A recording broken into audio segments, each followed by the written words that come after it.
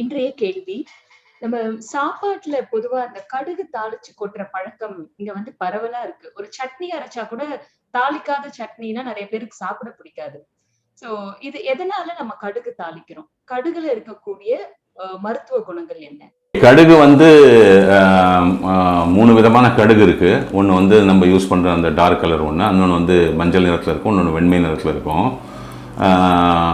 கடுகு வந்து முக்கால்வாசி வட இந்திய மாநிலங்களில் தான் கடுகு வந்து அதிகமாக பயிர் செய்கிறாங்க. கடுகில் வந்து உங்களுக்கு என்ன இருக்கும் அப்படின்னு பார்த்தீங்கன்னா சைனைடு இருக்கும். சைனைடு உள்ள ஒரே ஒரு உணவுப் பொருள் கடுகு தான். மற்றபடி உங்களுக்கு சைனைடுன்னு பார்த்தீங்கன்னா வேர் பகுதியில் தான் இருக்கும் கால்சியம் சைனைடுலாம். இதில் வந்து ஒரு சைனைடுன்றது வந்து ஒரு carbon molecule bonded with 3 nitrogen atoms. ஒரு carbon atom bonded with 3 nitrogen atom is cyanide. சைனைடில் பல பிரிவுகள் இருக்குது. அதில் ஒரு பிரிவு இதில் இருக்குது. இந்த கடுகை வந்து அவ்வளோ அழகாக அந்த காலத்தில் அவங்க வந்து தேர்ந்தெடுத்திருக்காங்க. இந்த தாளிக்கிற முறை எதுக்காக அப்படின்றதுக்கு அதுக்கு பின்னால் ஒரு அறிவார்ந்த ஒரு விஞ்ஞானம் இருக்கிறது. எப்படின்னா, ஒரு நெல் பயிர் பண்ணுறீங்க. அந்த நெல் பயிர் பண்ணும்போது அந்த முதலாளி சரியாக கூலி கொடுக்க மாட்டார். அந்த லேபர் உழைப்பாளிகளை ரொம்ப வேலை வாங்குவார். அவங்கெல்லாம் சபிச்சுட்டு போவாங்க. அது ஒன்று. ரெண்டாவது வந்து உங்களுக்கு பறவைகள் எச்சமிடும்.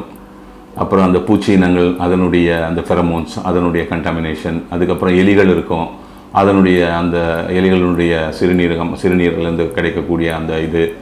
அதுக்கப்புறமா வந்து பாம்பு. இந்த மாதிரி எண்ணற்ற இயற்கை வாயிலாக இந்த நெல்லை தாக்கக்கூடிய அதெல்லாம் அதில் இறங்கிடும். உங்களுக்கு அந்த இயற்கை ரசாயனம், நமக்கு உடலுக்கு ஒவ்வாத இயற்கை ரசாயனம், இந்த மாதிரி பல காரணங்களாலும் மனிதனால் ஏற்பட்ட சாபத்தினாலும் அவங்க திட்டதுனால கர்ஸ்ன்னு சொல்கிறோம் இல்லையா, அதெல்லாம் இருக்கும். அதுதான் நம்ம வந்து எடுத்துன்னு வீட்டுக்கு வரோம். கட்சியாக எடுத்துன்னு வந்து அது மில்ல குத்தி அது ரைஸ் ஆகி வீட்டுக்கு வரோம். காய்கறிகள் வருது, எல்லாம் வருது. இந்த அரிசியை தான் நம்ம பிரதானமாக சாப்பிட்றோம். அதுக்கு நம்ம உண்டான ரசம், ஒரு சாம்பார் இல்லை குழம்பு இல்லை ஒரு பொரியல் ஏதாவது பண்ணும்போது இந்த ரசம், சாம்பார், குழம்பு, இந்த பொரியல் எல்லாம் அந்த கடுகை தாளித்து கொட்டுறோம். இதை தான் நம்ம சாதத்தில் மிக்ஸ் பண்ணி சாப்பிடும்பொழுது இந்த மனிதர்களினால் கொடுக்கப்பட்ட அந்த சாபங்களும், அதுக்கப்புறம் இயற்கையினால் இயற்கை சூன்ற அந்த மற்ற உயிரினங்களிலிருந்து அதுக்கு கிடைத்த அந்த விஷத்தன்மையும் இந்த சைனைடு வந்து போய் எல்லாத்தையுமே நியூட்ரலைஸ் பண்ணிடும் இந்த கடுகு. அதனால தான் அதை தாழ்ச்சி கொட்டுறது. அதுக்காக தான் அந்த அவ்வளோ பெரிய சிஸ்டம் வச்சாங்க. அதெல்லாம் இன்னைக்கு யாருக்குமே தெரியாது, எல்லாம் மறந்துட்டாங்க.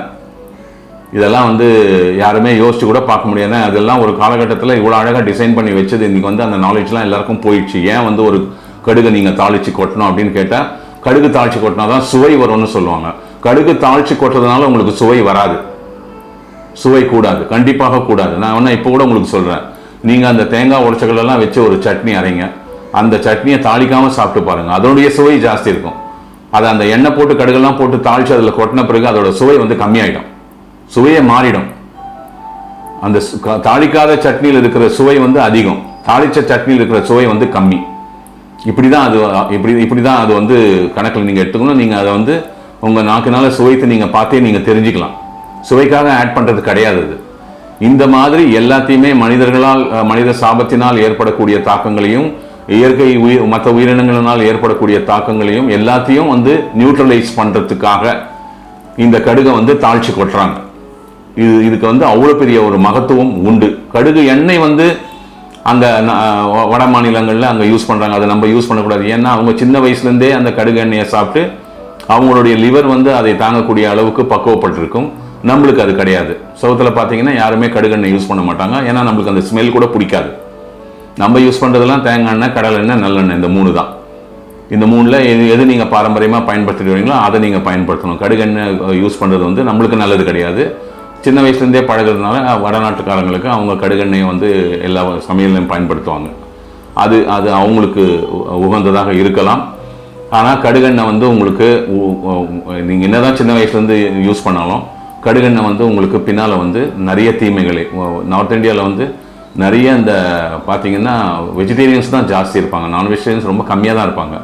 அவங்களுக்கு வந்து உடல் உபாதைகள் 40-45 வயசுக்கு மேலே அதிகமாக வரதுக்கு முக்கியமான ஒரு காரணம் வந்து இந்த கடுகெண்ணெய்.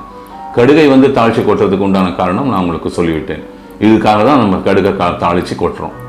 ஆனால் கடுகு சைனைடு இருக்கிறதுனால மருந்து சாப்பிடும் காலங்களில் கடுகு சாப்பிடக்கூடாதுன்னு சொல்லுவாங்க. ஏன்னா அதில் சைனைடு இருக்கிறதுனால நம்ம சாப்பிடக்கூடிய அந்த தமிழ் மருந்துகளை வந்து அது ரத்தத்தில் போய் வேலை செய்ய விடாமல் நியூட்ரலைஸ் பண்ணிடும். அந்த அளவுக்கு அந்த சைனைடுக்கு பவர் உண்டு. இதுதான் அந்த கடுகு பின்னால் இருக்கக்கூடிய அறிவார்ந்த விஞ்ஞானம். வணக்கம், நன்றி.